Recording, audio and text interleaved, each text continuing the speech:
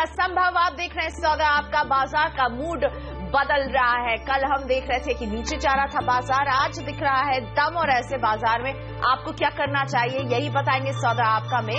लेकिन उससे पहले हम कमोडिटी बाजार का एक चेक लेंगे, खुलने ही वाले कमोडिटी बाजार। तो आज क्या क्या एक्शन है सौदा आपका में आपके लिए। कमोडिटी बाजार का चेक, कमोडिटी बाजार के एक्सपर्ट्स के साथ आपको देंगे कमाई के टिप्स।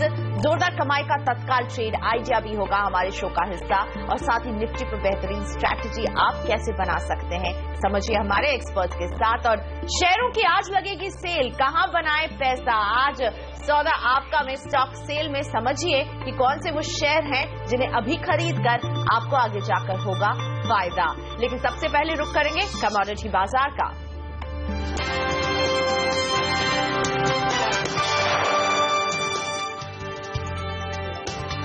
तो कल की भारी गिरावट के बाद आज हम देख रहे हैं डॉलर के मुकाबले रुपया थोड़ा सा संभलता हुआ जरूर दिख रहा है, लेकिन ये बढ़त भी गवा रहा है। खुलते वक्त इसने जरूर थोड़ी सी कोशिश की थी कि संभले, लेकिन अब इस बढ़त को कहीं ना कहीं गवाते हुए रुपया हमें नजर आ रहा है।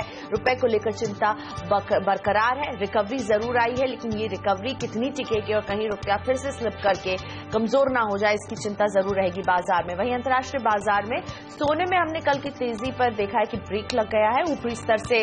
अब इसमें हल्की सी गिरावट देखने को मिल रही है। ये $1100 के पास कारोबार कर रहा है। कल घरेलू बाजार में सोना 26,500 रुपए के ऊपर बंद हुआ था और इस बीच कच्चे तेल में आज तेजी देखने को मिल रही है। ब्रेंट करीब 1% चढ़कर $28 के ऊपर कारोबार कर रहा है। एलएमई पर कॉपर में भी हमने करीब 1% की तेजी लौटते हुए देखी है। लगातार कॉपर दबाव में रहा है, लेकिन कल हल्की तेजी वापस लौटते हुए, हालांकि आज ईसीबी की पॉलिसी मीटिंग का फैसला आने वाला है शाम के 6 बजे। कुछ ऐसे ही अहम आंकड़े और भी आज निकल कर आने वाले कमोडिटी बाजार के लिए। आज ही नजर रहने वाली अमेरिका में जारी होने वाले बेरोजगारी के साप्ताहिक आंकड़ों पर भी इन सबका असर कमोडिटी बाजार पर सीधा पड़ता है, जहां डॉलर और सोने को कुछ संकेत मिल सकते हैं। जैसे ही अमेरिका के ये आंकड़े पेश आएंगे तो हम इन पर जरूर एक नजर बनाए रखेंगे। लेकिन क्रूड के लिए, क्रूड की कीमतों के लिहाज से आज जब अमेरिकी एनर्जी डिपार्टमेंट अपनी इन्वेंट्री रिपोर्ट जारी करेगा तो इसका सीधा इंपैक्ट हम कच्चे तेल की कीमतों पर पड़ते हुए देखेंगे। तो इन सारे ट्रिगर्स के बीच में आज कमोडिटी बाजार भारत में किस तरह से खुलते हैं इस पर रहेगी नजर। काउंटडाउन शुरू हो चुका है और हम बस कमोडिटी बाजार के खुलने के इंतजार में हैं और खुल चुके हैं भारतीय कमोडिटी बाजार। तो देखते हैं किस तरह की ओपनिंग हो रही है। क्रूड में आज हम बढ़त देख रहे हैं। 1951 के साथ क्रूड की शुरुआत हो रही है। तेजी के साथ आज क्रूड खुल रहा है। 32 रुपए की तेजी क्रूड में देखने को मिल रही है। सोना दबाव के साथ 26,355 के साथ ओपन होते हुए 204 रुपए के दबाव के साथ आज सोना खुल रहा है। चांदी पर नजर डालते हैं। 34,638 का भाव, 51 रुपए की कमजोरी है। लाल निशान के साथ चांदी की शुरुआत हो रही है। प्राकृतिक गैस 146 रुपए 20 पैसे के साथ खुलता हुआ हरे निशान के साथ प्राकृतिक गैस की शुरुआत हो रही है एमसीएक्स पर। मेटल पर जरूर डालेंगे कुछ नजर और मेटल पर हम देख रहे हैं कि कॉपर तेजी के साथ 299 रुपए का भाव। निकल में भी वही तेजी है जो हमने देखा। एलएमई कॉपर में जो सुधार आया वो यहाँ पर रिफ्लेक्ट हो रहा है। एल्यूमिनियम भी हरे निशान के साथ खुलते हुए। अंतर्राष्ट्रीय बाजार में जैसी हल्की सी रिकवरी हम देखते हैं, यहाँ भारतीय बाजार में उसका असर देखने को मिल जाता है। लेड भी देखिए आज तेजी के साथ 110 रुपए की तेजी के साथ। सारे ही बेस मेटल्स आज हरे निशान के साथ खुल रहे हैं। जिंक भी इसी ट्रेंड को फॉलो कर रहा है और हरे निशान के साथ खुल रहा है। कुछ एग्री कमोडिटीज, सोयाबीन हरे निशान के साथ खुलते हुए 3,809 का भाव, 1 रुपए की तेजी यहां पर देखने को मिल रही है। सोया ऑयल में जरूर कमजोरी है 603 रुपए 30 पैसे के भाव के साथ। लेकिन चना देखिए फिर से मजबूती के साथ 4,824 के लेवल्स के साथ शुरुआत करता हुआ। ग्वार सीड में भी तेजी है। 3,121 के लेवल्स यहां पर नजर आ रहे हैं खुलते ही। जीरा जो है वो कमजोर नजर आ रहा है। 13,705 का स्तर यहां पर देखने को मिल रहा है। और टर्मरिक आपके सामने हल्दी 8,680 के साथ तेजी के साथ खुलते हुए। तो बेस मेटल्स में आज हमें तेजी दिख रही है। इसी तरह एग्री कमोडिटी में भी बहुत ही मिला जुला रुझान है, लेकिन हरा निशान ज्यादा नजर आ रहा है। ये अच्छी खबर है या बुरी, समझते हैं अपने मार्केट एक्सपर्ट्स के साथ। कार्वी कॉमट्रेड के हिमांशु गुप्ता और ग्लोबल कमोडिटीज के तरुण सत्संगी हमारे साथ है। Himanshu, good morning. आज के बाजार में आपकी नजर किस कमोडिटी पर रहेगी?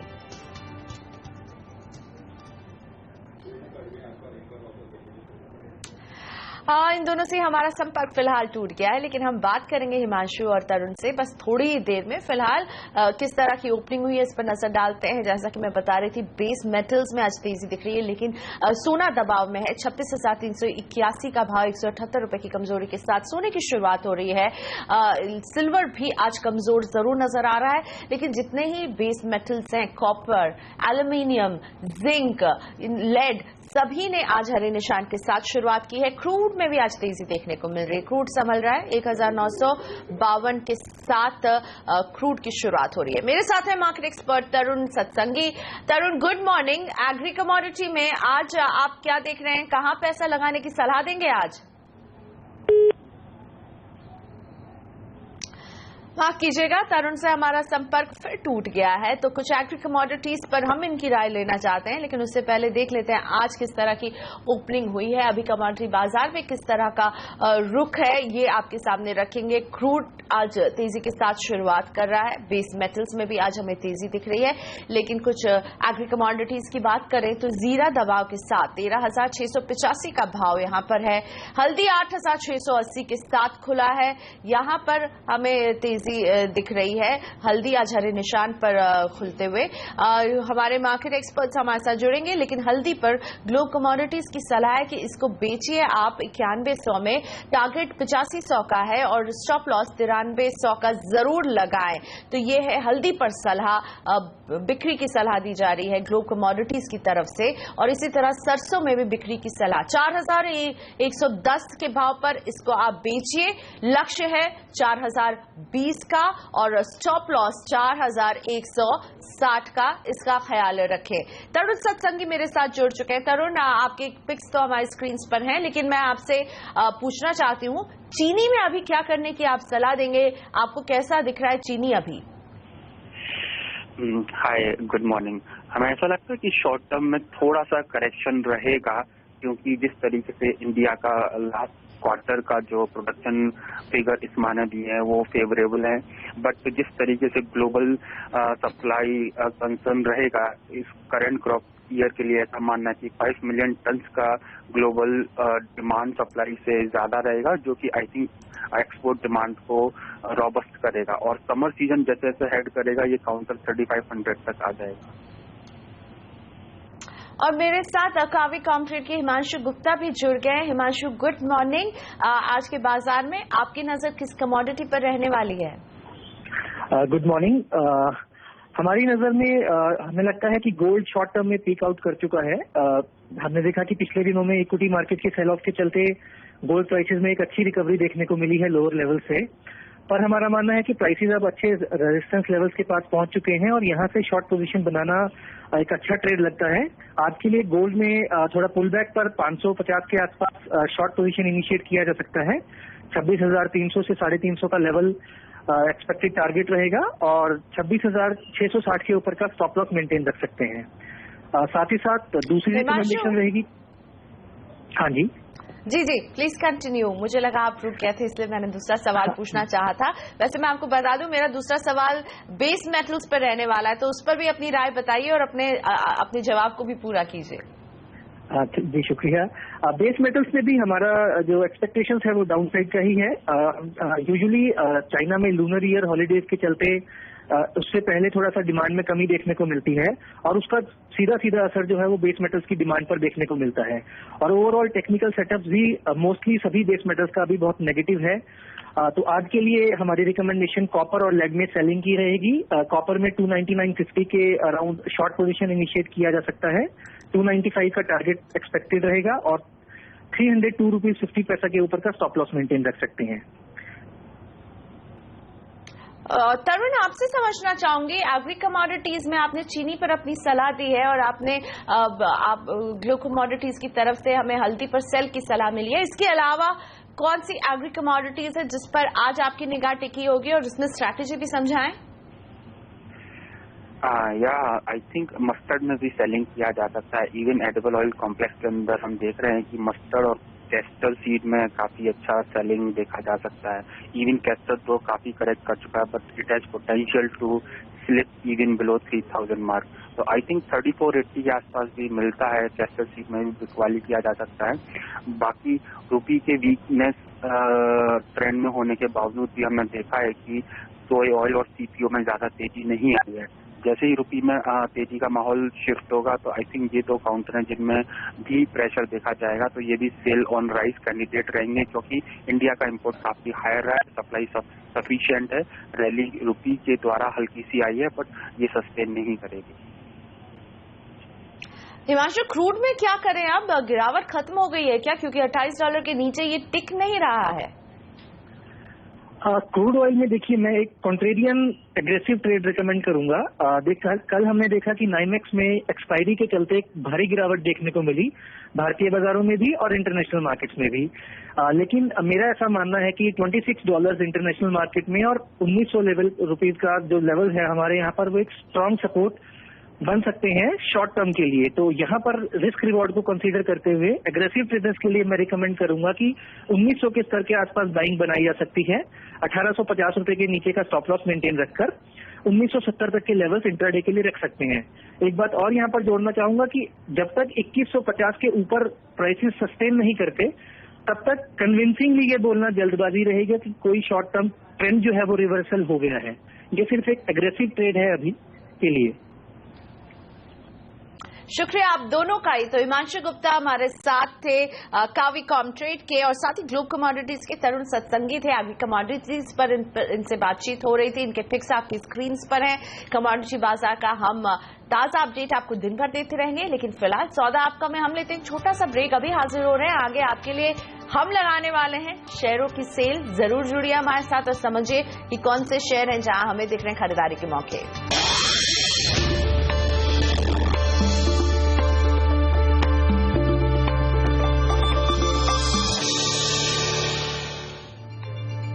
Welcome back. सौदा आपका में हम चर्चा करेंगे बाजार पर, लेकिन उससे पहले आपको देते हैं एक जोरदार कमाई का आइडिया। मौजूदा बाजार के हाल में कहां इंट्राडे में आप कर सकते हैं कमाई, तत्काल ट्रेड आइडिया।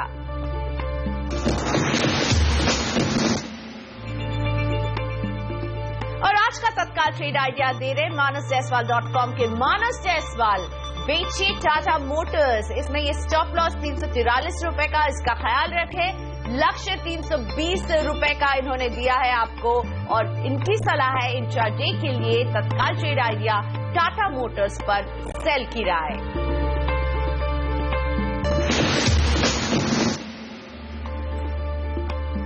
और आज बाजार में हमने देखा है कि कल जिस तरह की गिरावट देखी थी उसके बाद रिकवरी आती हुई सेंसेक्स करीब 66 अंक ऊपर है, निफ्टी में 23 अंकों की मजबूती देखने को मिल रही है, मिड कैप करीब 80 अंक की मजबूती के साथ कारोबार कर रहा है। लेकिन सबसे ज्यादा मजबूती अगर कोई दे रहा है बाजारों को तो वो है बैंक निफ्टी, 260 अंकों की बढ़त यहां पर देखने को मिल रही है। और एडवांस डिक्लाइन रेशियो अभी फिलहाल एडवांसेस की तरफ है, 1145 शेयर है जो बढ़ रहे हैं, उनके मुकाबले 278 शेयर हैं जो अभी लाल निशान में कारोबार कर रहे हैं। Axis bank, UltraTech, cement, Tata steel, yes bank, ये कुछ काउंटर्स हैं जहां हम तेजी का रुख देख रहे हैं। हरे निशान पर ये काउंटर्स कारोबार कर रहे हैं। और आज सौदा आपका में हम लेकर आए हैं एक बहुत ही खास पेशकश, अच्छे शेयर सस्ते में।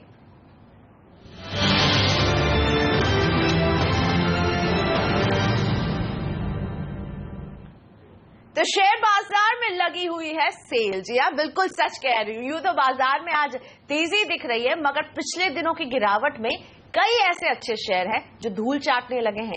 कई शेयर तो कौड़ियों के भाव मिल रहे हैं, और यही मौका है अच्छे शेयर चुनकर उनमें निवेश करने का। तो इस बाजार में कहां है निवेश का मौका, बात करने के लिए मेरे साथ हैं स्विफ्ट ब्रोकिंग के संदीप जैन। Good morning Sandeep. अच्छी खरीदारी का मौका हमें दिख रहा है कई स्टॉक्स पर, और ये स्टॉक्स हम आपके सामने रखेंगे और आपसे समझना चाहेंगे कि आपका व्यू क्या है। और सबसे पहले हमारे रेडार में है वेदांता। इसमें हमने जबरदस्त गिरावट देखी है, चीन का काफी रोल रहा है इसमें वेदांता को और भी कमजोर करने में। क्या आप वेदांता में देख रहे हैं खरीद का मौका, और आप वेदांता पर क्या राय रखते हैं? देखिए, वैसे तो खरीद का मौका ओवरऑल पूरे मार्केट में ही है। जो भी अगर 5 से 10% की रिस्क लेना चाहते हैं यहां से, मुझे ऐसा लगता है कि भले ही कल जो लो था 7250 और उसके बाद 7550 के बाद जो स्ट्रॉन्गेस्ट सपोर्ट है वो है 7000 के लेवल्स, तो वहां तक भी जाने में अब 5-6% है और स्टॉक्स सर्टेनली ज्यादा टूटते हैं निफ्टी और इंडाइसेस से, तो 10% का पेन अगर अब कोई झेल सकता है तो सर्टेनली इस मार्केट में एंट्री करनी चाहिए। चारों तरफ तराई और मेरे हिसाब से कई स्टॉक्स है जो बहुत, कई क्या मतलब ऑलमोस्ट सारे स्टॉक्स हो, भले स्मॉल कैप्स हो मिड कैप्स हो, इवन जो अच्छे रिजल्ट्स दिए हो, जैसे कि रिलायंस ने इतने बेहतरीन रिजल्ट दिए, अल्ट्राटेक ने इतने बेहतरीन रिजल्ट दिए, वो भी नहीं छूटे हैं। बट मेरा वेदांता पे जो आपका जो सवाल था उसकी राय यही रहेगी कि वेदांता सर्टेनली बहुत पिटाई हुई है और बहुत ही सस्ते लेवल्स पे है, बट स्टिल मेटल्स में मैं बुलिश नहीं हूं। चाइना वाली प्रॉब्लम है, फिर मैं इस ग्रुप पे बुलिश नहीं हूं पर्टिकुलरली, तो होल्ड की राय दूंगा। जिन्होंने ले रखा उनको मैं नहीं कहूंगा कि वो लॉस बुक करे, होल्ड कर ले, बट ओवरऑल अगर इसी सेक्टर में जाना है तो हिंडाल्को और टाटा स्टील, ये दो बेहतर विकल्प लगते हैं मुझे। ओके, सो मेटल के क्षेत्र में हिंडाल्को और टाटा स्टील पसंद आ रहे हैं संदीप को। लेकिन संदीप, अगर पीएसयू बैंक्स की मैं आपसे सवाल पूछूं, और इनमें पीएनबी बैंक है जिसमें हमने केवल जनवरी के इसी महीने में 25% तक की गिरावट देख ली है। ये स्टॉक कहां दिसंबर 2015 को 115 रुपए पे था, लेकिन आज 87-86 के लेवल्स, 88 के लेवल्स टच कर रहा है। पीएनबी में क्या करने की सलाह होगी? देखिए, अब अगेन इसमें भी यही राय रहेगी कि जिन्होंने ले रखा वो होल्ड कर ले। नया निवेश में इसमें राय नहीं दूंगा क्योंकि चारों तरफ ही सस्ता माल बिक रहा है, तो मेरे हिसाब से ये बहुत अच्छा मौका है कि क्वालिटी स्टॉक्स को अपने पोर्टफोलियो में लेने का, और पीएसयू बैंक्स में ही अगर एंट्री लेनी हो, और सर्टेनली पीएसयू बैंक्स पे दाव लगाना चाहिए क्योंकि जिस तरीके से पिटाई हुई है इस पर्टिकुलर सेक्टर की, और कोई भी सेक्टर ऐसा नहीं था जहां, और भी है बट ओवरऑल बहुत ज्यादा पिटाई हुई है, और पीएनबी पर्टिकुलरली बहुत पिटाई हुई है क्योंकि एसेट क्वालिटी का बहुत बड़ा कंसर्न है इस मार्केट में। ये तो क्लियर है कि जहां पे भी कमजोरी थोड़ी भी दिखी तो वहां तो पिटाई होनी है, क्योंकि अच्छे रिजल्ट पे जब पिटाई हो रही है तो खराब रिजल्ट और खराब क्वालिटी अगर है तो वहां पे बहुत पिटाई हो रही है। तो इसीलिए रिस्क अभी भी बाकी जो है मार्केट में, वहां देखते हुए ऐसा लगता है कि SBI can be a better option. बहुत ही सस्ता है, सबसे बड़ा पीएसयू बैंक है, और सरकार सर्टेनली पीएसयू बैंक्स की इमेज को ठीक करेगी, एसेट क्वालिटी को ठीक करेगी, क्योंकि एक तरीके से कंट्री को रिप्रेजेंट करती है, और एसबीआई तो सर्टेनली सबसे बड़ी बैंक है। तो मुझे लगता है कि सबसे पहले जो चेंज आएगा और सबसे पहले जो रनअप आएगा वो एसबीआई बैंक में आएगा। तो State Bank of India is a buy in PSU banks, and PNB में शायद होल्ड की राय दूंगा, और ओवरऑल अगर बहुत लंबी अगर तेजी आ जाए तो वहां पे एग्जिट करके स्विच करने की राय दूंगा टू एसबीआई। तो 174 रुपए 80 पैसे के भाव पर एसबीआई आकर्षक लग रहा है संदीप जैन को इस बाजार में। लेकिन बैंक ऑफ बड़ौदा पर क्या राय है? इसमें भी हम देख रहे हैं 23% की गिरावट आ चुकी है। क्या इसमें आप देख रहे हैं खरीदारी का मौका, या आप जिस तरह से पीएसयू बैंक में सिर्फ एसबीआई को पसंद करें, अपनी पसंद के साथ ही टिके रहेंगे? बिल्कुल, मैं टिका तो रहूंगा एसबीआई के साथ ही, बट सर्टेनली पीएनबी से ज्यादा बेहतर मुझे बीओबी लगता है। बट अगेन जैसा मैंने कहा कि इतना भाव टूट चुका और इतने सारे ऑप्शंस है मार्केट्स में, बीएफएसआई सेगमेंट में, बोले बैंकिंग एंड फाइनेंशियल सर्विसेज में, तो सर्टेनली एसबीआई तो पीएसयू बैंक्स में ले ले, और बीओबी जिन्होंने ले रखा वो होल्ड करे, और वहां पे भी अगर उछाल आता है तो वहां से एग्जिट करके, अगर एसबीआई क्योंकि थोड़ा स्लो मूवर है as compare to these two stocks, तो मुझे लगता है कि एसबीआई के साथ लंबा निवेश करना ज्यादा समझदारी रहेगी इस सेक्टर में। तो इस बाजार में एसबीआई काफी आकर्षक लग रहा है संदीप जैन को। लेकिन और कहां है खरीदारी के मौके? स्टॉक सेल में हम आगे आपको बताएंगे। अभी हाजिर हो रहे एक छोटा सा ब्रेक लेकर।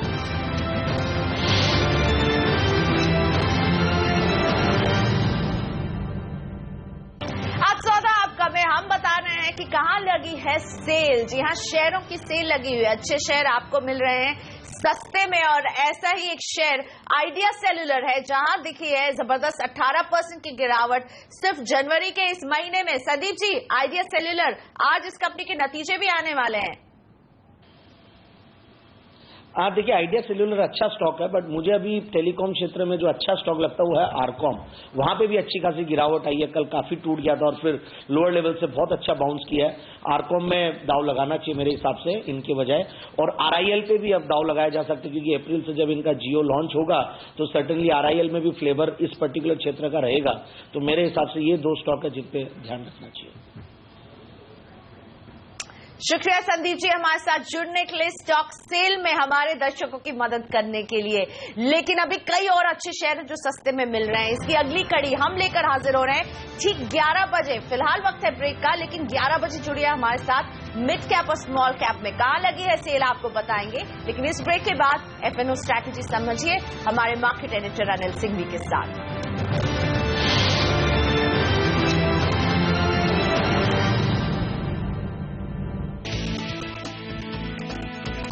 शानदार शुरुआत के बाद बिकवाली के दबाव में आया बाजार। ऑटो और FMCG शेयरों से बना दबाव।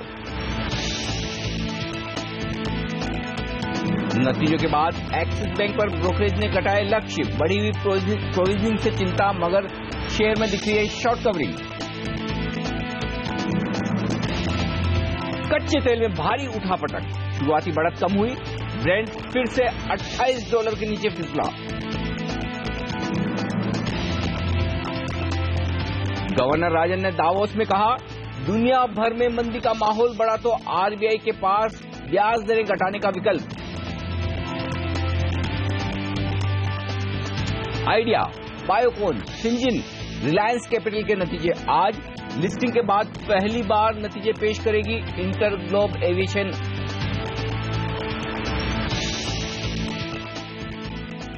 ट्रेडर्स हॉटलाइन में आप सबका स्वागत है। नमस्कार, मैं हूं अनिल सिंघवी और हमारी इस खास पेशकश में आप जैसे ट्रेडर्स के लिए सब कुछ सारे सवालों के जवाब हैं। अगर आपको कोई सौदा नया करना है, आप कर चुके हैं और उस पर राय लेना चाहते हैं, जानना चाहते हैं क्या हो स्टॉप लॉस, टारगेट और कैसे ट्रेड करें, तो आप हमें अभी इसी वक्त फोन करें। 1800-2009-7890 पर न सिर्फ फोन कर सकते हैं बल्कि आप हमें SMS भेज सकते हैं, व्हाट्सएप कर सकते हैं। हमारा व्हाट्सएप नंबर भी आपकी स्क्रीन पर 7045-220 और 000 ये व्हाट्सएप नंबर है। इस पर अगर आप हमें व्हाट्सएप करेंगे तो हम आपको सामने से फोन करके आपके सवाल लेंगे हमारे शो में। बाजार पर नजर डालिए, यहां पर ऊपरी स्तरों से बिकवाली थोड़ी सी हावी होती दिख रही है, मुनाफा वसूली हावी होती दिख रही है। और बाजार पर भी बात करें और किस तरह की पोजीशंस आप बनाएं इस बाजार में, इन सब पर बातचीत करने के लिए हमारे साथ दो खास एक्सपर्ट जुड़ रहे हैं। A+ एनालिटिक्स के अमित हरचेकर और एंजल ब्रोकिंग के समित चौहान। पहले आप लोगों की राय ले लूं निफ्टी पर। अमित, शुरुआत आपके साथ, बताइए क्या ट्रेड होना चाहिए निफ्टी पर इस उतार चढ़ाव के बीच?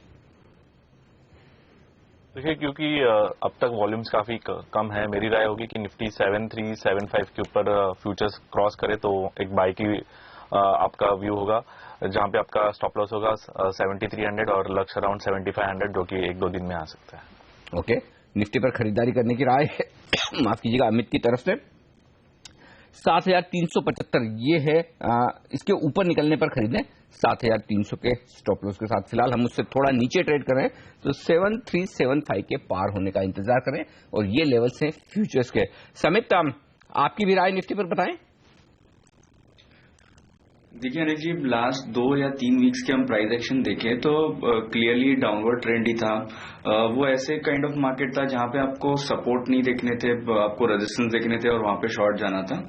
अभी वो अपॉर्चुनिटी वैसे मार्केट की कंडीशन नहीं होगी। 7300 हम एक्सपेक्ट कर रहे थे, वो ऑलमोस्ट आ गया। कल इंट्राडे डिप्स टुवर्ड 7250 भी देखिए, बट हमने ऑलरेडी 7300 के आसपास हमारे क्लाइंट्स को एडवाइस किया था आपकी शॉर्ट पोजीशंस एग्जिट कीजिए।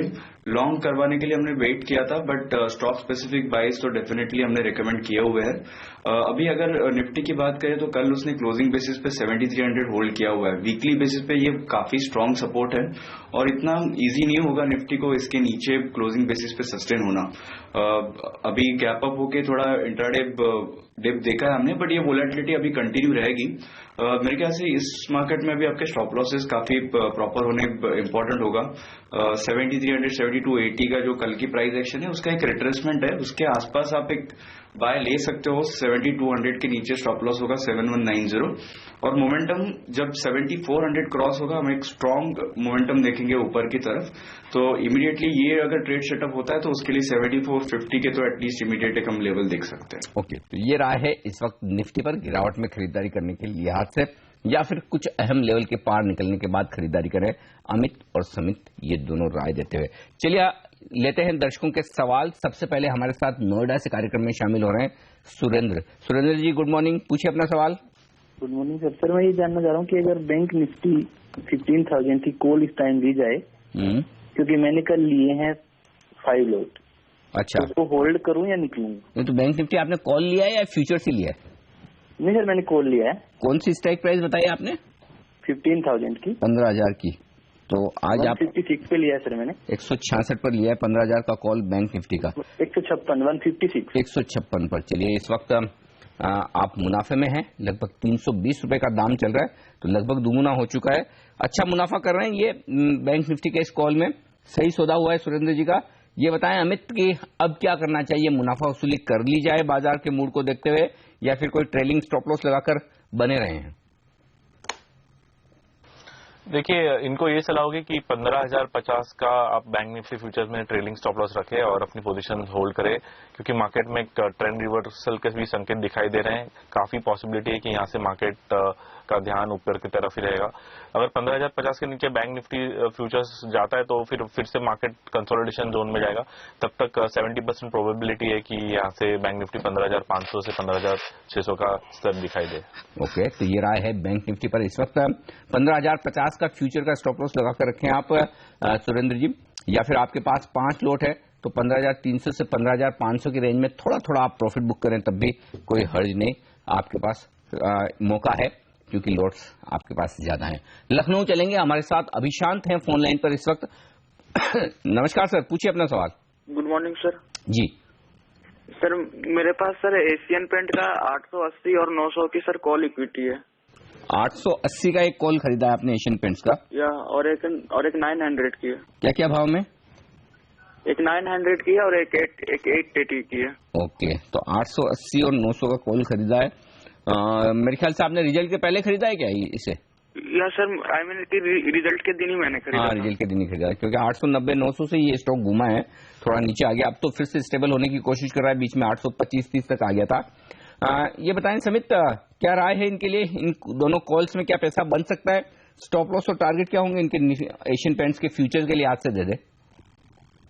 देखिए, अनफॉर्चुनेटली काफी मुश्किल होगा। अगर 900 का हम स्तर देखें तो 2015 में इसने 3 बार ऐसे हुआ है कि ये 900-905 के आसपास आया है, वहां से इसमें फॉल आया हुआ है। तो ये आप बोल सकते हो बहुत ही स्ट्रांग हर्डल है स्टॉक के लिए। और अगर हम रिसेंट प्राइस एक्शन देखें तो इसने 865-870 का इसका एक सपोर्ट जोन था, वो ब्रीच किया हुआ है क्लोजिंग बेसिस पे। हालांकि लास्ट 2 दिन में इसमें थोड़ा बहुत बाउंस आ रहा है, बट मेरे ख्याल से अगर ये 865-875 के लेवल भी दिखा देता है तो वो एक स्ट्रांग सप्लाई जोन हो सकता है ये स्टॉक के लिए। नियर टर्म में इसमें जो ट्रेंड ऊपर की तरफ पहले थी वो अभी थोड़ी डाउनवर्ड्स हो गई है। 875 का मेजर हर्डल होगा और लोअर साइड पे वापस 825-840 के। तो मेरे ख्याल से अगर कोई भी बाउंस आता है तो वहां पे एटलीस्ट उनको 880 के लेवल में थोड़ा बहुत कुछ तो एग्जिट की अपॉर्चुनिटी मिले। 900 आई डोंट थिंक सो उनको कुछ उसमें अपॉर्चुनिटी मिल सकती है, बट मेरे ख्याल से अगर 865-875 के आसपास अगर स्टॉक आता है तो वहां पे एग्जिट करना चाहिए। ओके, तो ऊपर में एग्जिट करने का सोचे, 900 के पार जाना होगा मुश्किल एशियन पेंट्स के लिए। एंट्री थोड़ी आपकी गलत हुई है इस वक्त, ऐसा लग रहा है। चलिए अगले दर्शक से बात करते हैं। हमारे साथ इंदौर से कार्यक्रम में शामिल हो रहे हैं अमित। अमित जी नमस्कार, पूछिए अपना सवाल। Very good morning. Morning sir. Sir मेरी सर कुछ क्वेश्चन है विप्रो में। हेलो, 528 से मेरे 5 शॉर्ट हैं इसमें। 5 लॉट विप्रो के शॉर्ट है आपके, ठीक है जी। और सर एक निफ्टी में पोजीशन है मेरी 7540 से, ये बाय पोजीशन पड़ी सर। ठीक है, तो निफ्टी लॉन्ग है ये 7,540 पर, थोड़ा ऊपर के लेवल के लिए हुए है, और विप्रो शॉर्ट है 528 में। विप्रो का दाम देख लो एक बार क्या चल रहा है इस वक्त, 542। अच्छा, दोनों ही सौदे नुकसान वाले हैं। निफ्टी लिया है तो वो नीचे और विप्रो बेचा है तो वो ऊपर है। समित, क्या राय देंगे आप इनको, क्या करना चाहिए इन दोनों ट्रेड्स में? देखिए, ओवरऑल आईटी ने, अगर इन्फोसिस की हम बात छोड़े तो बाकी पूरे आईटी पैक ने थोड़ा अंडर परफॉर्म किया हुआ है। विप्रो की बात करें तो फिलहाल तो एक क्लियरली एक कंसर्ट हो रहा है, इसमें कुछ मेजर प्राइस डेवलपमेंट हम देख नहीं रहे।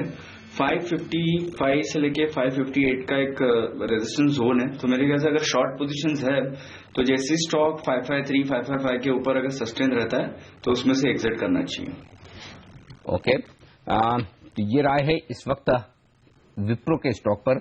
और जो निफ्टी में इन्होंने इतना ऊपर में खरीदा हुआ है वो भी अभी मुश्किल वाला मामला है कि इस बार अभी भाव आएगा या नहीं। अभी तो थोड़ा सा आप स्ट्रिक्ट स्टॉप लॉस के साथ अपने निफ्टी की पोजीशन को होल्ड करें, क्योंकि आपके दोनों ही सौदे थोड़ा सा उल्टे होते हुए दिख रहे हैं। अगले दर्शक का सवाल ले ले उससे पहले मैं अमित हर्चेकर से एक उनकी स्टॉक फ्यूचर्स की कॉल लेना चाहता हूं, वो होगी आईसीआईसीआई बैंक की उनकी खरीदारी करने की राय है, लेकिन ये कंडीशनल बाय है। कुछ पर्टिकुलर लेवल के ऊपर जाने के बाद अमित कह रहे हैं कि खरीदारी कीजिए। अमित बताइए क्या करना चाहते हैं आईसीआईसीआई बैंक में आप? देखिए, आईसीआईसीआई बैंक फिलहाल चैनल के सपोर्ट पे ट्रेड कर रहा है। 230 का एक काफी अच्छा स्ट्रॉन्ग सपोर्ट जोन है, 220 टू 230, तो इस लेवल पे आप लॉन्ग पोजीशंस ले सकते हैं। 220 का आप इसमें स्टॉप लॉस लगे फ्यूचर्स में, क्योंकि इसमें एक हैमर लाइक फॉर्मेशन हुआ है। काफी पॉसिबिलिटी है कि इसमें एक अच्छा उछाल है एटलीस्ट 4 to 5% का, और हम लक्ष्य देख सकते हैं around 248 to 250 in the near term. लेकिन 220 का आप टाइट स्टॉप लॉस रखें, अगर उसके नीचे जाता है तो स्टॉक का जो पॉजिटिव मोमेंटम है वो शॉर्ट टर्म के लिए निगेट हो जाएगा। ओके, तो ये राय है इस वक्त आईसीआईसीआई बैंक पर खरीदें, लेकिन 230 के ऊपर जाने के बाद, वहां से खैर बहुत दूर नहीं है, 228 का तो फ्यूचर अभी चल ही रहा है। लेकिन अगली पिक लूं उससे पहले एक बार मैं आपको एशियाई बाजार दिखा दूं जो कि तेजी से फिसले और हम भी फिसले। पहले तो निफ्टी देखिए, जो मजबूत था 1%, अब 1% कमजोर हो चुका है। इनफैक्ट निफ्टी तो 2% मजबूत था। हांगकांग जो अच्छा मजबूत था 1.25%, वो अब रह गया 0.1% नीचे। और हमारे बाजार जो हरे निशान में खुले थे अब फिसल हो गए हैं लाल निशान में। शंघाई ये उल्टा हो रहा है, ये नीचे था अब ऊपर आ रहा है। तो हमें तो संकेत लेना है निक्केई से और हैंग सेंग से, वहां से कमजोरी के संकेत है। लाल निशान में पहली बार निफ्टी अब 7300 के बेहद करीब पहुंचता हुआ, और सेंसेक्स 15 अंक नीचे। तो ये दबाव जरूर इस वक्त माफ कीजिए बनता हुआ दिख रहा है। अगली पिक एचडीएफसी लिमिटेड, यहां पर भी खरीदारी करने की राय है अमित की तरफ से। किन लेवल्स के ऊपर खरीदारी करनी चाहिए अमित, और बताएं कि क्या टारगेट्स हैं? देखिए, राय होगी कि 1138 के ऊपर आप फ्यूचर्स में इस पे एंट्री ले, क्योंकि 1135, 1136 काफी स्ट्रॉन्ग रेजिस्टेंस जोन था। इसके ऊपर स्टॉक सस्टेन करे तो एक अच्छी रिवर्सल के संकेत आपको दिखाई देंगे, क्योंकि स्टॉक ने काफी आउट परफॉर्मेंस किया है ये डिक्लाइन में। इसमें आपका लक्ष्य बनता है अराउंड 1190 to 1200। अगर आप इस लेवल पे भी आप एंट्री कर रहे हो तो आपका स्टॉप लॉस 1108 पे बन रहा है। इसमें भी जो पैटर्न बना है वो एक्सपांडिंग बैच का स्ट्रक्चर है, तो काफी बुलिश पैटर्न है, और यहाँ से आपको 4 to 5% की रैली इजीली दिखाई दे सकती है। ओके, तो ये राय है इस वक्त एचडीएफसी लिमिटेड में। अगर 1138 के पार निकले तो फिर कीजिए आप खरीदारी। 1108 का आपका स्टॉप लॉस होना चाहिए 1200 रुपए के लक्ष्य के लिए। बाजार फिसलते हुए दिख रहे हैं, डावाडोल हो रहे हैं, थोड़े ऊपरी इस तरह से देखिए कितना करेक्शन हो गया है। मैं बता दूं आपको 7398 का हाई था निफ्टी का आज सुबह का, और इस वक्त लो जो हमने बनाया वो 7308 का। तो आप ये देखें कितना 90 अंक ऊपर से नीचे आया है निफ्टी। इस वक्त लाल निशान और हरे निशान के बेहद करीब, कल के लेवल के आसपास। वक्त एक ब्रेक, और ब्रेक के बाद एक और पिक है यहां पर अमित की तरफ से, लेकिन वहां पर शॉर्ट करने की राय। साथ ही मैं ऑप्शंस की रणनीति भी लूंगा और कुछ दर्शकों के सवाल भी। बने रहिए हमारे साथ इस ब्रेक के बाद।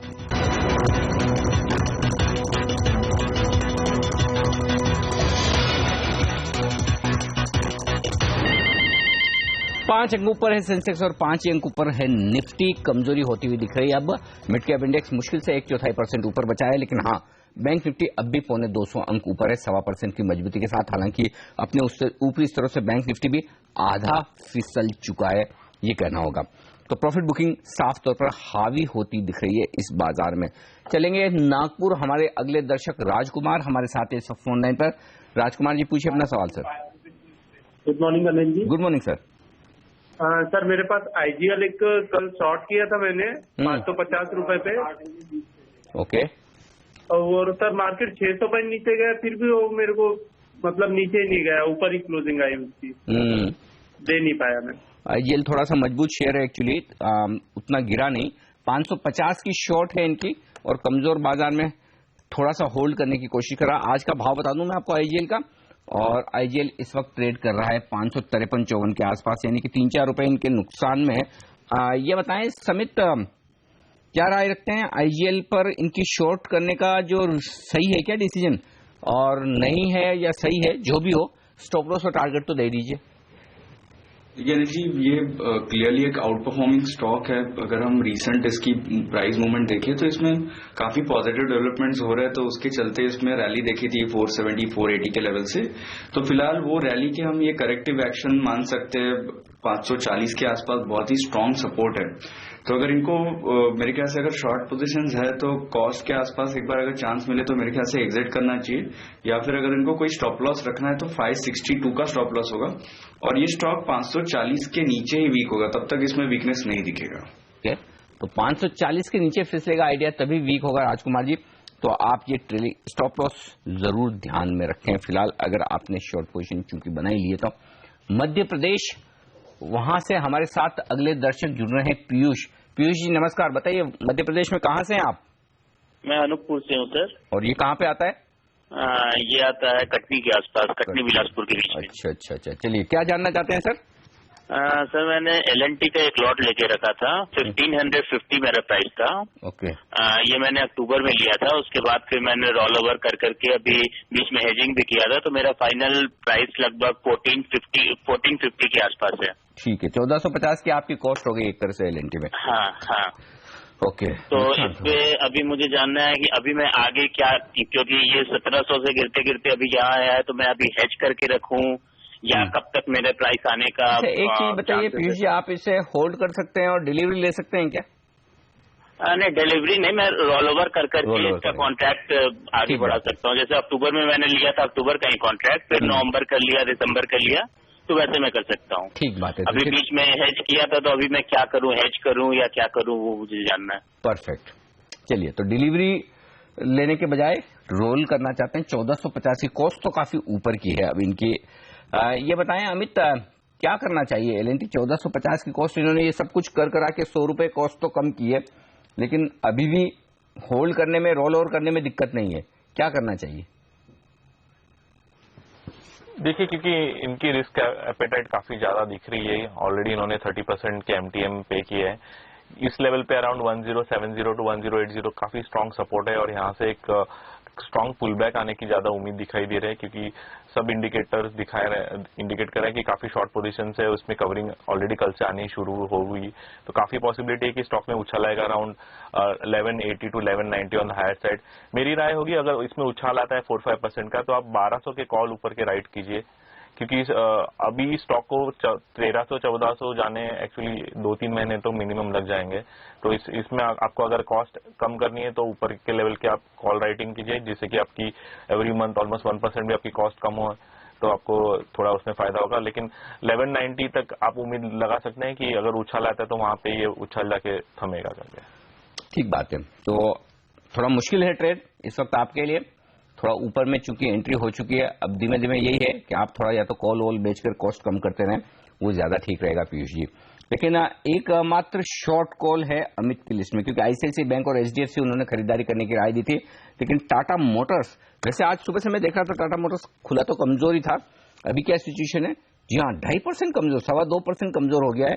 ओपन इंटरेस्ट भी 6% बढ़ चुका है। अमित जी, क्या ट्रेड इस वक्त शॉर्ट करना ठीक है? बिल्कुल, देखिए स्टॉक काफी वीक दिखाई दे रहा है, एंड मोस्ट इंपॉर्टेंटली काफी लॉन्ग पोजीशंस अराउंड 345 टू 350 के जोन में जो इनिशिएट हुई है वो फंस चुकी है। हम उम्मीद करें कि वही लॉन्ग पोजीशंस की अनवाइंडिंग आएगी और स्टॉक फिर से 310 से 315 के तरफ जाके स्टेबलाइज होगा। चार्ट से इंडिकेट कर रहे हैं कि काफी ट्रायंगल ब्रेकडाउन इसमें दिखाई दे रहा है, तो 350 के स्टॉप लॉस से आप इसमें शॉर्ट पोजीशंस बनाएं। 311 आपका इमीडिएट लक्ष्य होगा। ओके, तो ये राय है इस वक्त टाटा मोटर्स पर शॉर्ट करने की। चाहे तो अभी कर लें और चाहें तो आप 337 के नीचे, हाँ जो 337 के नीचे फ्यूचर आ ही चुका है, कि सही वक्त तक शॉर्ट करने का स्टॉप लॉस होना चाहिए आपका 350 के आसपास। 311 पर आप अपनी शॉर्ट पोजीशन को काटें। वक्त एक ब्रेक का। ब्रेक में जाने से पहले बता दूं 30 अंक नीचे है सेंसेक्स और निफ्टी 1 अंक नीचे फिसलते हुए लाल निशान में। ब्रेक के बाद ऑप्शंस की स्ट्रेटेजी और दर्शकों के सवाल। बने रहिए हमारे साथ।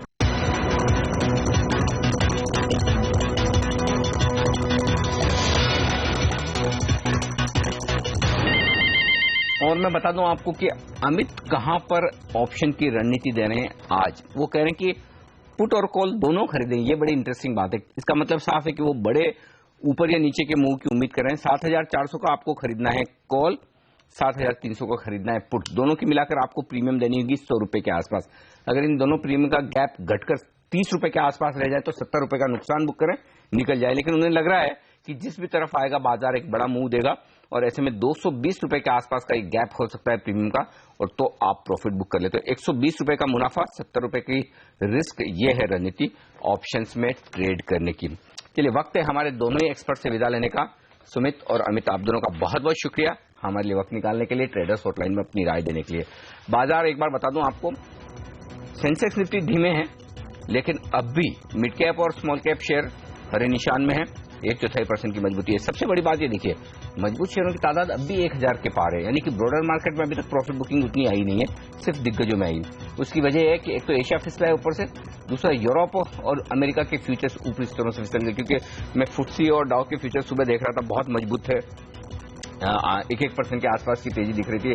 फुटसी फ्यूचर में तो 2% की तेजी दिख रही थी, तो वो अब गायब जो होती दिखी, उसका असर आप पड़ते हुए देख रहे हैं इस वक्त हमारे बाजार पर। इस वक्त एक ब्रेक, और ब्रेक के बाद हम लेकर आएंगे आपके लिए खास पेशकश। स्मॉल और मिड कैप शेयरों में सेल लगी है, इस सेल में कहां है आपके लिए मौके कमाई करने के, निवेश करने के, ये बताएंगी प्रियंका संभव इस ब्रेक के बाद।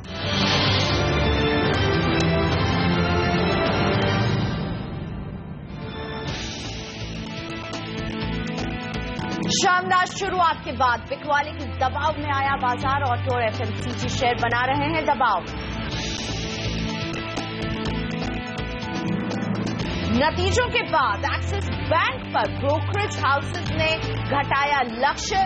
बढ़ी हुई प्रोविजनिंग से चिंता, मगर शेयर में दिख रही है मजबूती। कच्चे तेल में भारी उठापटक, शुरुआती बढ़त कम हुई, ब्रेंट फिर से $28 के नीचे फिसला।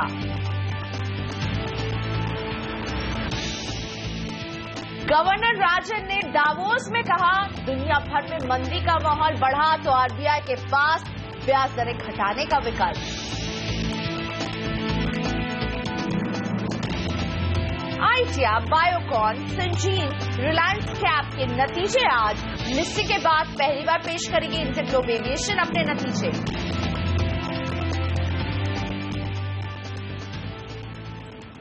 बाजार में हमने सुबह जिस तरह की बढ़त देखी थी उसे अभी गंवा रहे हैं बाजार, और इनमें दबाव आ रहा है, और इस दबाव के पीछे एशियन बाजार जिस तरह से गिरावट के साथ खुले हैं उसका असर है। और हम देख रहे हैं निफ्टी को अब 7,318 के आसपास है, करीब केवल 8 अंकों की मजबूती निफ्टी में बची है। सेंसेक्स में भी 18 अंकों की मजबूती है, 24,081 के आसपास है। मिड कैप 40 अंकों की मजबूती के साथ फिलहाल कारोबार कर रहा है। बैंक निफ्टी में जो हमने जबरदस्त सुबह तेजी देखी थी उससे थोड़ा सा गिर चुके हैं, लेकिन अभी भी मजबूत है। 204 अंकों की बढ़त यहां पर है। ONGC, Tata Motors, idea cellular ठीक नतीजों के पहले कमजोर है। एचयूएल में भी दबाव है, कोल इंडिया में भी दबाव है। मारुति सुजुकी आज सुबह से ही लगातार गिरावट के घेरे में है और ये दबाव जो है अभी भी बरकरार है। टीसीएस, भारती एयरटेल, एमएनएम, सन फार्मा, इन सभी में दबाव है। एशियन बाजार थोड़ा दबाव के साथ खुले हैं, और इसके बाद हमने भारतीय बाजारों में भी जो सुबह बढ़त देखी थी उसे गवा चुके हैं बाजार। एक्सिस बैंक लेकिन एक ऐसा काउंटर है जहां ऑलमोस्ट 5% से ज्यादा की तेजी हम देख रहे हैं। अल्ट्राटेक सीमेंट भी हरे निशान के साथ कारोबार कर रहा है। आईसीआईसीआई बैंक, टाटा स्टील में भी तेजी है, लेकिन बाजार का ये बनता बिगड़ता मूड आपके लिए फायदे का सौदा साबित हो सकता है। गिरते बाजार में मिड कैप और स्मॉल कैप शेयरों में आपके लिए छुपे हैं कुछ कमाई के मौके, इन्हें ही हम डिस्कस करने वाले हैं हमारे एक्सपर्ट बीएनपी परिवार फाइनेंशियल के गौरांग शाह से। गौरांग, गुड मॉर्निंग, बहुत स्वागत है आपका। मुझे ये बताइए, इस बाजार में खरीदारी का मौका आप देख रहे हैं और आप क्यों सजेस्ट करेंगे कि इस बाजार में आप खरीदारी करें? प्रियंका, जिस तरीके से परिस्थिति है विश्व भर के बाजार में और जिस प्रकार से खास करके मुद्रा बाजार को लेकर के एक खलबली मची हुई है, हमें लग रहा है कि ये छोटी मध्यम अवधि के लिए जो कारोबारी होती है उनको बहुत ही ज्यादा चिंता करने की जरूरत है। जो निवेशक है और जो नजरिया साल, 1.5 साल, 2 साल का रखते हैं, मेरे ख्याल से उनके लिए एक बेहतरीन मौका है। अगर आपके पास आप निवेशित हैं अच्छे शेयर्स में, अच्छे क्षेत्रों में जहां पर नतीजे लगातार सकारात्मक आ रहे हैं, उन शेयरों में अगर आप निवेशित हैं तो एक मौका है आपको और अपना निवेश बढ़ाना चाहिए अगर आपके पास निवेश लायक पूंजी है, और अगर नहीं है तो मेरे ख्याल से एक अच्छी शुरुआत इस स्तर पर हो सकती है। प्रियंका, आपका जो सवाल था कि क्या छोटे मझौले शेयर में इस स्तर पर निवेश करना चाहिए, तो अगर आप पिछले साल 2015 में देखने जाएंगे तो सेंसेक्स और निफ्टी ने सिंगल डिजिट नकारात्मक रिटर्न दिया, जहां पर मिड कैप और स्मॉल कैप ने अच्छा रुझान दिया, और कुछ शेयर मझौले और छोटे शेयर जो होते हैं उन्होंने करीबन 50, 100, 200, 150, 300% तक का रिटर्न दिया। और अगर मैं बुनियादी तौर पर तुलना करने जाऊं तो जहां तक कमाई का सिलसिला है वो मेरे ख्याल से इतनी तेजी से नहीं बढ़ा है जितनी तेजी से शेयरों के दाम बढ़े हैं। तो कहीं ना कहीं मुझे लग रहा है कि एक मिसमैच हो रहा है। आपको ध्यान देना चाहिए आप किस क्षेत्र में अपना निवेश कर रहे हैं। छोटे मझौले क्षेत्र की मैं बात कर रहा हूं, और उस क्षेत्र में कौन सी कंपनी आपने चुनी है। अगर नतीजे निराशाजनक आए तो ये जो हमने निचले तरफ का पड़ाव देखा है छोटे मझौले शेयर में, नतीजे निराश करेंगे तो ये पड़ाव और ये जो खाई है वो और गहरी हो सकती है और करेक्शन और नीचे आपको शेयर के दाम धकेल सकता है। ओके, तो सेक्टर क्या चुन रहे हैं इस पर जरूर ख्याल रखें। तो लगी हुई है सेल शेयर बाजार में, और इस सेल में कौन सा शेयर है आपके लिए? एक ऐसा ही शेयर है TRF लिमिटेड का जिसमें हम 36% का दबाव देख रहे हैं। और गौरांग, TRF लिमिटेड ये आपको कैसा लगता है? क्योंकि ये 36% नेगेटिव में जा चुका है। 431 इसका भाव था 31 दिसंबर 2015 को, और आज 278 के आसपास है। क्या इसमें खरीद बनाई जाए?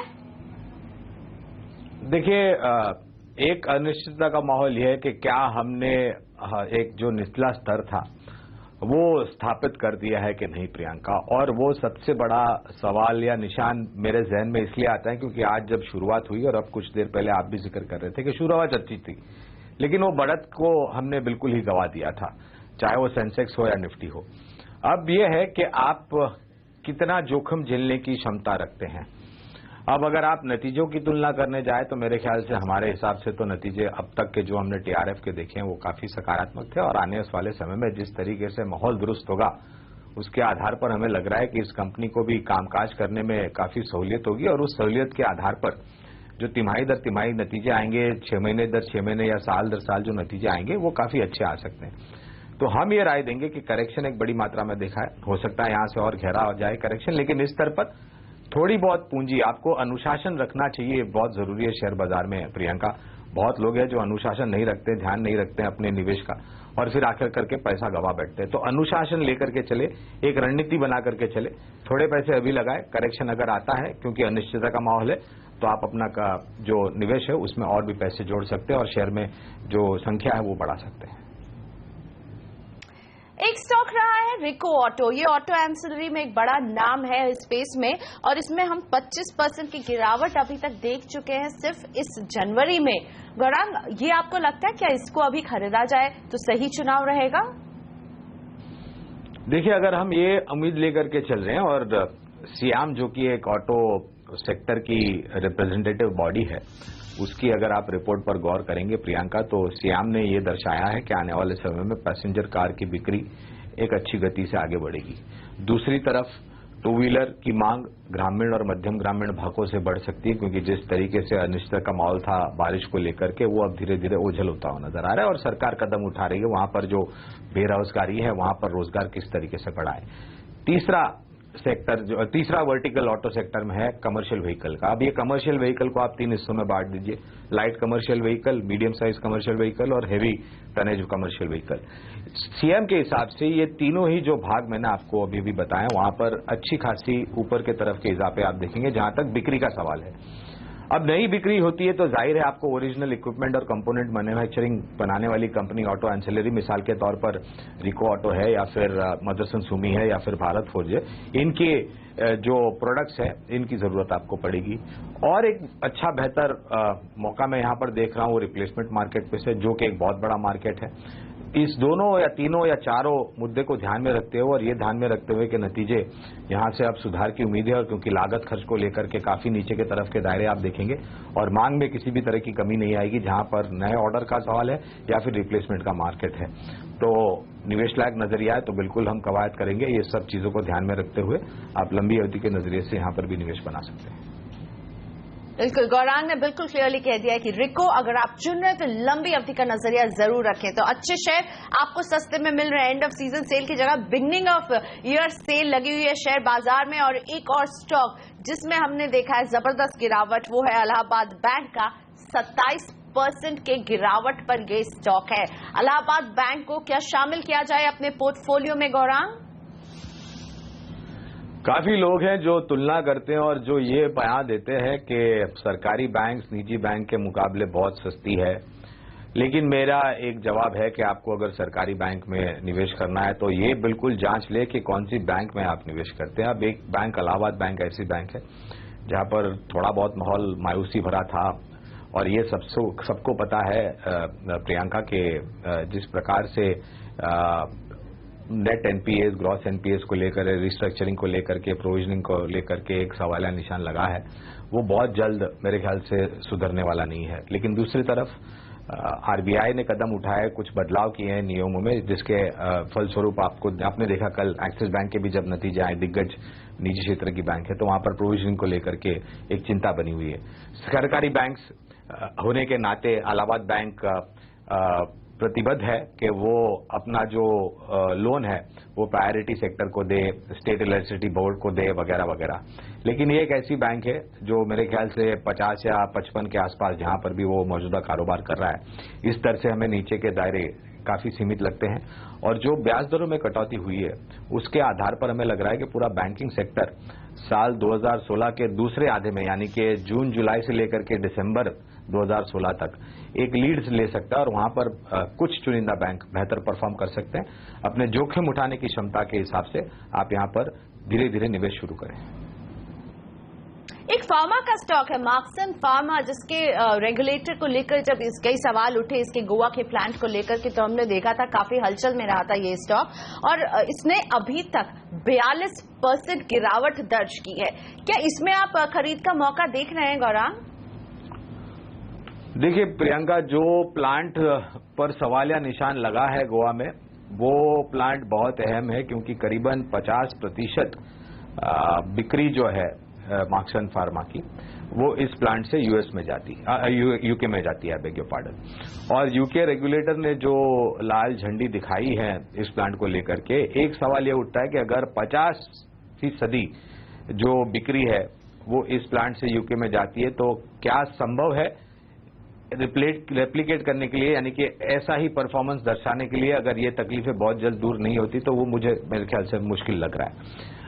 मैं ये मानता हूं कि हाँ, एक समय पर ये ऐसा स्टॉक था जो सिंगल डिजिट में चल रहा था कुछ सालों पहले, परिवर्तन आया, मैनेजमेंट ने कदम उठाए, प्रोडक्ट्स लेकर के आए, लॉन्च किए, और वो मेरे ख्याल से काफी सराहना हुई इन प्रोडक्ट्स की। और अब ये वापस से सवाल उठाए कि क्या वो प्रोडक्ट्स अंतर्राष्ट्रीय स्तर पर प्रतिस्पर्धा में उतर सकते हैं कि नहीं। तो मैं जल्दबाजी नहीं करूंगा यहां पर। अगर फार्मा सेक्टर में अगर आपको निवेश करना है प्रियंका, तो मेरा मानना है कि जो मझोली फार्मा कंपनीज है, मिसाल के तौर पर ग्लेनमार्क, सिप्ला, आज 2 कंपनियों का नाम आपने जिक्र किया कुछ समय पहले, नतीजे आएंगे, बायोकॉन और सिंजेन, और सिंजेन हाल ही की लिस्टिंग है, और अगर आप परफॉर्मेंस देखें तो बहुत ही शानदार परफॉर्मेंस लिस्टिंग के पश्चात आपको ने देखने मिला है सिंजेन में। तो मैं तवज्जो मिड कैप फार्मा सेक्टर को ज्यादा दूंगा। और इसके अलावा अगर बढ़कर के आपको आगे बढ़ना है और अगर आपकी जेब गहरी है, तो लार्ज कैप फार्मा में करेक्शन हम बेहतरीन देख चुके हैं, एक बहुत ही बढ़िया है, आप यहां पर निवेश करें। मिसाल के तौर पर डॉक्टर रेड्डीज, ल्यूपिन और सन फार्मा। तो हो गया है वक्त एक ब्रेक का, लेकिन हमारी बातचीत गौरांग से जारी रहने वाली है, क्योंकि शेयर बाजार में लगी हुई है सेल, और कौन से वो अच्छे शेयर हैं जो सस्ते में आपके पोर्टफोलियो का भी हिस्सा बन सकते हैं, आपको बताएंगे आगे भी। अभी हाजिर हो रहे हैं।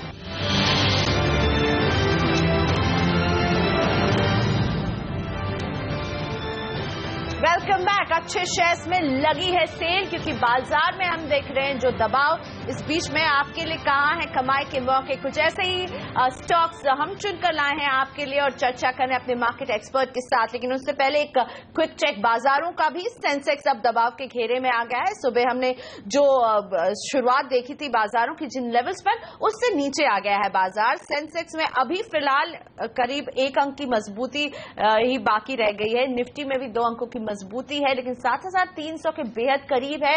7312 पर है फिलहाल निफ्टी। मिड कैप भी दबाव के साथ कारोबार कर रहा है, लेकिन बैंक निफ्टी अभी भी एक ऐसा काउंटर है जो मजबूती को होल्ड किए हुए है। 200 अंकों की मजबूती यहां हमें अभी भी देखने को मिल रही है। लेकिन बाजार जब इस तरह के वॉलेटाइल ट्रेडिंग सेशन से गुजरता है तो आपके लिए कई कमाई के मौके भी होते हैं। इन्हीं पर हम चर्चा कर रहे हैं अपने मार्केट एक्सपर्ट गौरांग के साथ। गौरांग, एक स्टॉक रहा है इस साल गति का।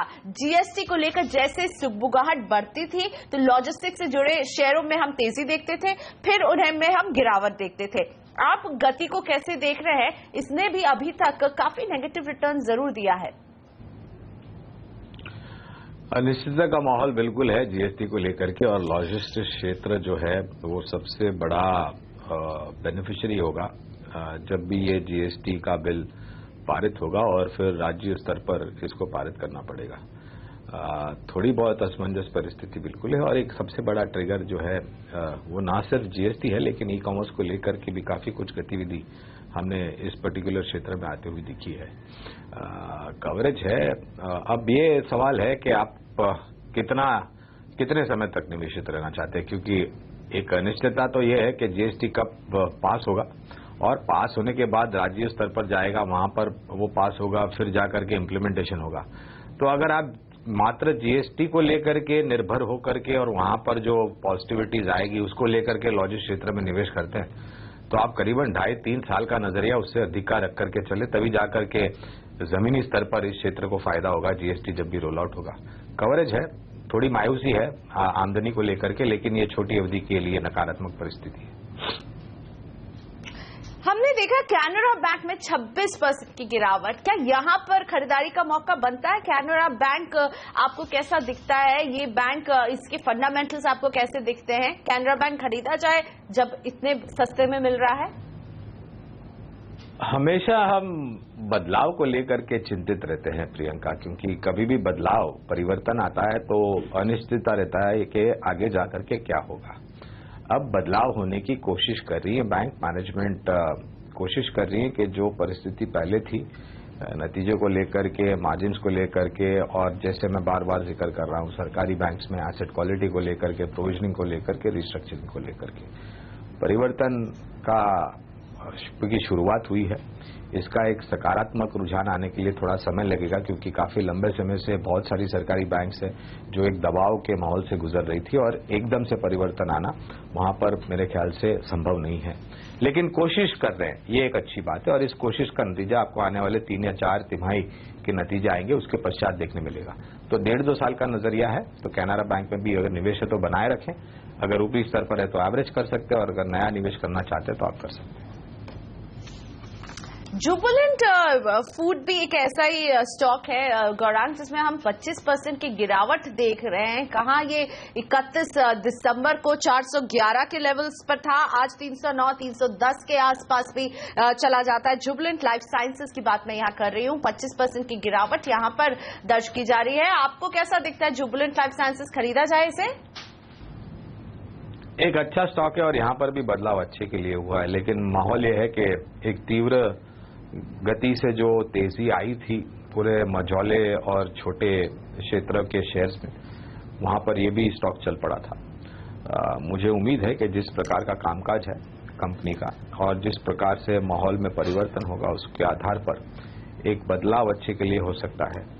करीबन 300-315 के आसपास है। अगर आपके पास जोखिम झेलने की क्षमता कम है तो 300 के आसपास एक महफूज स्तर हो जाता है, और अगर जोखिम थोड़ा झेल सकते हैं आप तो इस स्तर पे भी थोड़ा बहुत निवेश शुरुआत कर सकते हैं आप। तो गौरांग आज आपके लिए मिड कैप स्पेस से 5 बेहतरीन शेयर्स बता रहे हैं जिसमें आप कीजिए खरीद, और ये आपकी स्क्रीन पर है। इन्हें पसंद आ रहा है TRF लिमिटेड, साथ ही में रिको ऑटो पर भी जरूर नजर डालिए। जिस भाव पर ये स्टॉक अभी है 36.75 पे, ये खरीद का एक अच्छा पॉइंट इन्हें लग रहा है। इलाहाबाद बैंक भी इन्हें पसंद आ रहा है at this point. Canara bank भी गौरांग की पसंद में शामिल है मिड कैप स्पेस में। और last but not the least, Jubilant life भी इन्हें पसंद आ रहा है। 314 रुपए के भाव पर अभी फिलहाल है ये स्टॉक, और मिड कैप स्पेस में ये कुछ पसंद है गौरांग की, जो हमारे साथ ये डिस्कस कर रहे थे। गौरांग, शुक्रिया आपका हमारे वक्त निकालने के लिए, और आपके खरीद के मौके हम उम्मीद करते हैं हमारे दर्शकों को कमाई करवाएं। तो गौरांग से हम इजाजत लेने हैं, लेते एक छोटा सा ब्रेक यहाँ पर। ब्रेक के बाद हम हाजिर होंगे इंडियन ट्रेडिंग लीग के अपडेट के साथ।